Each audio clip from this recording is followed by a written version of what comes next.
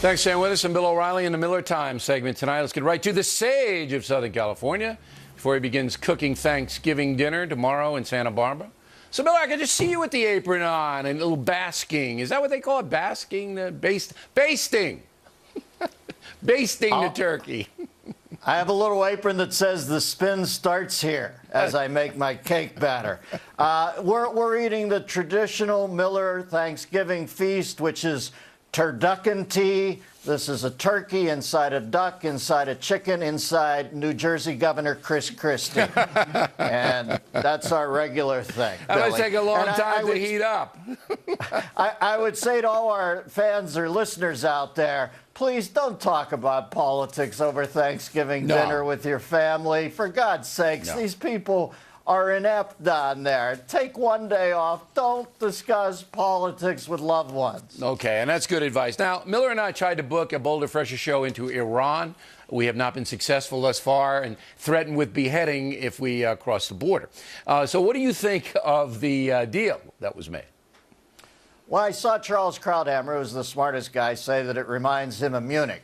And I don't think kids, quite frankly, know what that means. So let me try to update the reference a little. This is sort of like the Lou Brock for Ernie Broglio trade in the early 60s.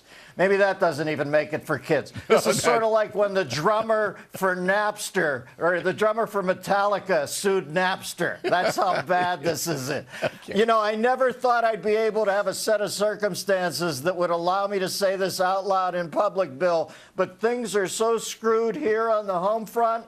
Iran getting a nuke is the least of my problems. Well, the consensus is that it wasn't much of a deal. Now, this knockout game business, and I must say a lot of viewers have written say don't call it a game. We're not calling it a game to diminish the violence attached to it. This is what it's been labeled on the internet, and this is why these idiot kids are going out to hurt people and then put it on the net. What do you think about this?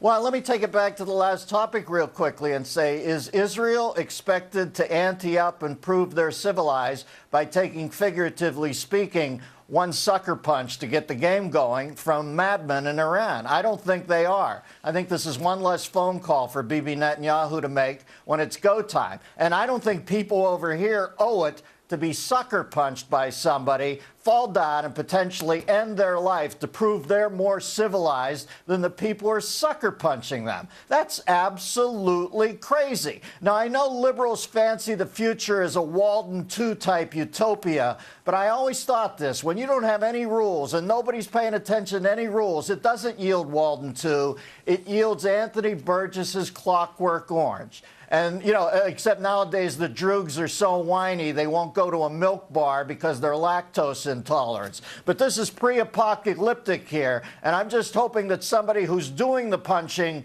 gets hurt before somebody who's getting punched get hurt. And if that makes me a bad guy, a reactionary, so be it. To be serious for a moment, the worst thing about this is this random violence committed overwhelmingly by young black males is that it's your fault, Miller, and my fault.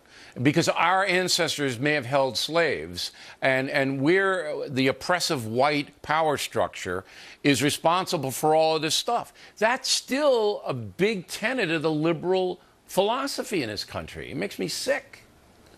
All I'm saying is, if you're one of the kids going up to a 70-year-old woman and punching her in the side of the face, don't you dare put it on me, you coward. That's right.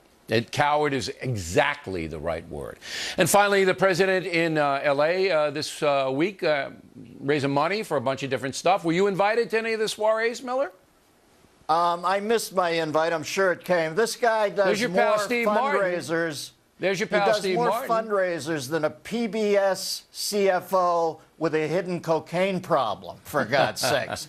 Take a day off. Maybe if you're going to do some of these fundraisers, don't do them for Democrats.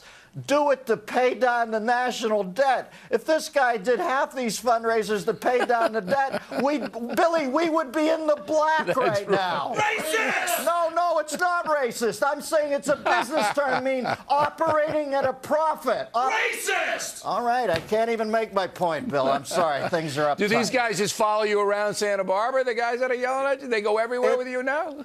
Well, it's the PC police, and they work tight, Billy. They're right off your wing the whole day. Dennis Miller, everybody. Happy Thanksgiving to all the Millers. Happy Thanksgiving to you, Bill. All right. Next week, Miller and I will announce some bolder, fresher shows for 2014. We're trying to visit every part of the country. And I have just one more show this year. That will be a week from tonight, Wednesday, December 4th, Chaminade High School, Mineola, out on Long Island. It's a fundraiser for quality education.